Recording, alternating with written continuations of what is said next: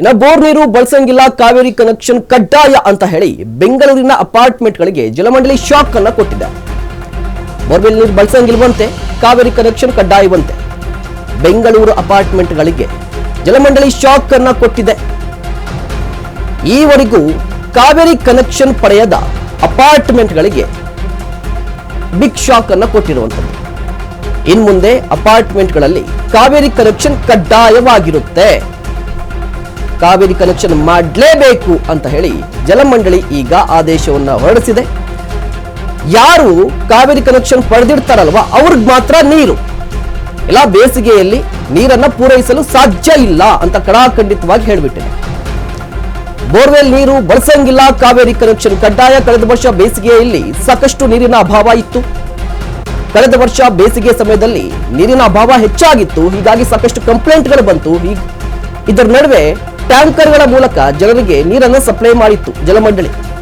ಈಗ ಟ್ಯಾಂಕರ್ಗಳ ಮೂಲಕ ನೀರನ್ನ ಸಪ್ಲೈ ಮಾಡಲ್ಲ, ನೀವು ಕಾವೇರಿ ಕನೆಕ್ಷನ್ ಮಾಡಿಸ್ಕೊಂಡ್ರೆ ಮಾತ್ರ ನೀರು ಕೊಡ್ತೀವಿ ಅಂತ ಹೇಳಿರುವಂತದ್ದು ಜಲಮಂಡಳಿ. ಹೀಗಾಗಿ ಅಪಾರ್ಟ್ಮೆಂಟ್ಗಳಿಗೆ ಒಂದು ರೀತಿಯಾಗಿ ಶಾಕಿಂಗ್ ಸುದ್ದಿ. ಕಾವೇರಿ ನೀರಿನ ಸಂಪರ್ಕ, ಇದರ ಬಗ್ಗೆ ಸರ್ಕಾರಕ್ಕೆ ಕಾನೂನು ತಿದ್ದುಪಡಿ ಪ್ರಸ್ತಾಪವನ್ನು ಕೂಡ ಇಟ್ಟಿದೆಯಂತೆ.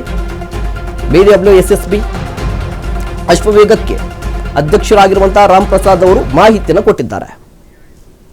ನಮ್ಮ ಸಮೀಪ ಅಪಾರ್ಟ್ಮೆಂಟ್ಗಳು ಇನ್ನು ಕಾವೇರಿ ಕನೆಕ್ಷನ್ ಪಡೆದುಕೊಳ್ಳುವುದಿಲ್ಲ. ಅದಕ್ಕೆ ಕಾವೇರಿ ಕನೆಕ್ಷನ್ ಪಡೆದುಕೊಳ್ಬೇಕಂತ ಅವರಿಗೆ ಕೂಡ ವ್ಯಕ್ತಿಗತವಾಗಿ ಪ್ರತಿಯೊಂದು ಅಸೋಸಿಯೇಷನ್ ಅವರಿಗೆ ನಾವು ಒಂದು ಸೂಚನೆ ಪತ್ರವನ್ನು ಕೊಟ್ಟಿದ್ದೇವೆ. ಮತ್ತೆ ಇವತ್ತು ನಮ್ಮ ಸಂಜೆ 5 ಗಂಟೆಗೆ ಕೂಡ ಬೆಂಗಳೂರು ಅಪಾರ್ಟ್ಮೆಂಟ್ ಫೆಡರೇಷನ್ ಅವರಿಗೆ ಮತ್ತು ಬಿಲ್ಡರ್ಸ್ ಅಸೋಸಿಯೇಷನ್ ಜೊತೆಗೆ ಒಂದು ಮೀಟಿಂಗ್ ಅನ್ನು ಹಮ್ಮಿಕೊಳ್ತಾ ಇದ್ದೀವಿ. ಅದರ ಮುಖಾಂತರ ನಾವು ಅಪಾರ್ಟ್ಮೆಂಟ್ಗಳು ಕೂಡ ಆದಷ್ಟು ಗ್ರೌಂಡ್ ವಾಟರ್ ಬಳಕೆ ಮಾಡೋದನ್ನು ಕಡಿಮೆ ಮಾಡಿ ಆದಷ್ಟು ಕಾವೇರಿ ನೀರು ಕನೆಕ್ಷನ್ಸ್ ತಗೊಳ್ಳಿ ಅಂತ ಅವರಿಗೆ ನಾವು ಮನವರಿಕೆ ಮಾಡೋದಕ್ಕೆ ಪ್ರಯತ್ನ ಮಾಡ್ತಾ ಇದ್ದೀವಿ. ಇದಲ್ಲದೆ ಕರ್ನಾಟಕ ಸರ್ಕಾರ ವತಿಯಿಂದ ಮಾನ್ಯ ಉಪಮುಖ್ಯಮಂತ್ರಿಗಳ ಸೂಚನೆ ಕೊಟ್ಟಿದ್ದಾರೆ.